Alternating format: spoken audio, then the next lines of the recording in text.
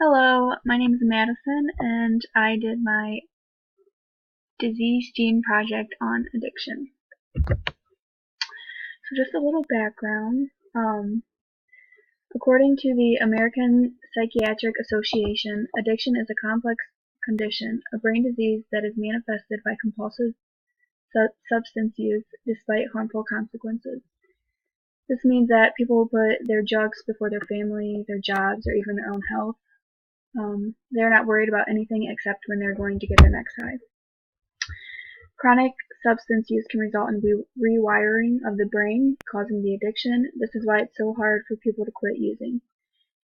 There have been brain imaging studies that are able to show the changes in the area of the brain that are responsible for judgment, decision making, learning, memory, and behavior control. And then just a couple statistics. Over 20 million Americans over the age of 12 have an addiction, which is not including tobacco.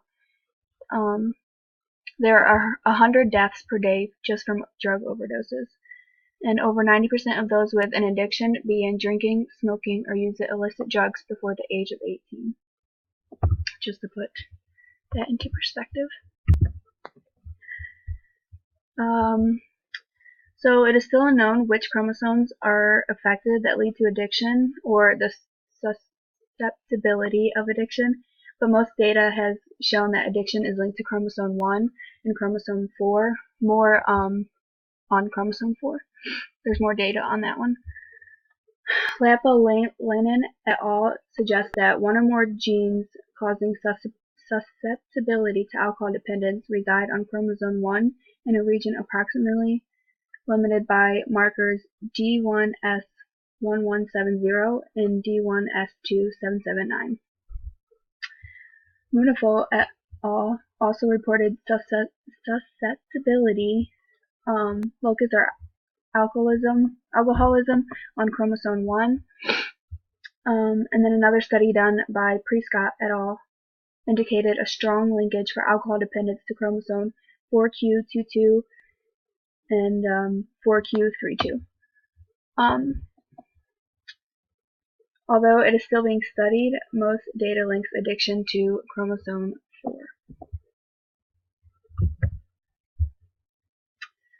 Inheritance. Addiction is not necessarily inherited, but genes can be passed down that make you more susceptible to addiction. Addiction is a multifactorial inheritance, meaning that many factors are involved in the development of addiction. There have been twins and adoption studies that show there's a 60% rate of similarity regarding addiction in identical twins and 39% in fraternal twins. And then children adopted in infancy were found to be 4 times more likely to become alcoholics if their biological father was an alcoholic, even if the adopted parent had no issues with addiction. There are also some environmental aspects that play a role, including family dysfunction, personal history of impulsivity, aggression, or difficulty managing emotions. In the case of addiction, genes account for 50% of their susceptibility to become addicted to a substance, but other factors include gender, ethnicity, mental disorders, and stuff like that.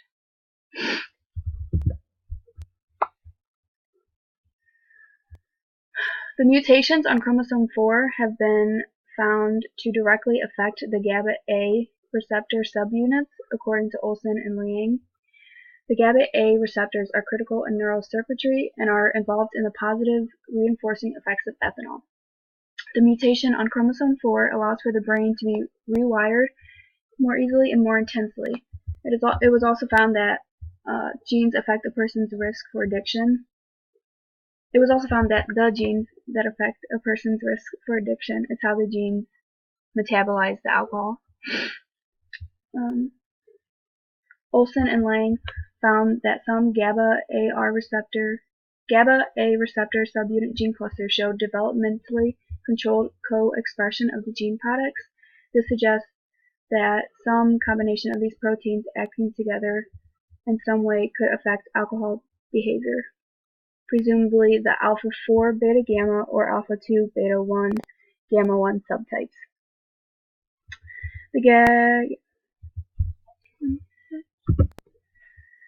Some symptoms. The symptoms vary depending on what substance the user is addicted to, but the major symptoms include loss of control over the amount and frequency of the use, craving and compulsive using, and continued use in the face of adverse consequences. And then another important part of addiction is the withdrawal symptoms. Once you stop using the substance, your body will start to go through withdrawal. Withdrawal is different for each substance. A lot of people go back to the drug when they're going through withdrawal because they can't handle the symptoms. They're too severe. Opioid withdrawal symptoms are flu-like. They'll be shaky and very sick for about 5 days, and some people even report not being able to sleep. Benzodiazepine withdrawal symptoms include anxiety and seizures that last weeks and maybe even months. Cocaine withdrawal includes depression and restlessness for about 7 to 10 days. And then alcohol withdrawal results in shakiness or seizures that last between 3 days to several weeks. The severity and duration of withdrawal depends on the length of the time the substance has been abused. Method of abuse, and this is like snorting, smoking, injecting, or swallowing, and the amount taken each time, and the family history and genetic makeup.